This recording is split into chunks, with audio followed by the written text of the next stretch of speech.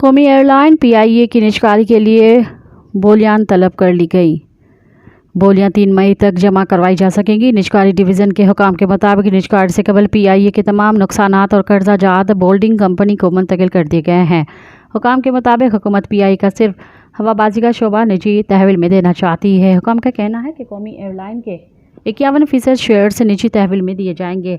49% shares हुकूमत पाकिस्तान की मिल्कियत में ही होंगे। अक्सरियती शेयर्स दिए जाने से इंतज़ामी कंट्रोल भी निजी कंपनी के पास रहेगा। वाज़ेह रहे कि निजी शोबे के हवाले से करने से कबल करोड़ों रुपए मालियत के हामिल पीआईए तैयारों की इजाफी स्पेयर्स पार्ट्स फ़रोख्त करने का भी फैसला किया गया। मज़ीद ख़बरन ऐं तफ़सीलात लाइ विज़िट कयो असांजी वेबसाइट www.awamiNewsHD.com ऐं ॾिसंदा रहो अवामी न्यूज़ HD।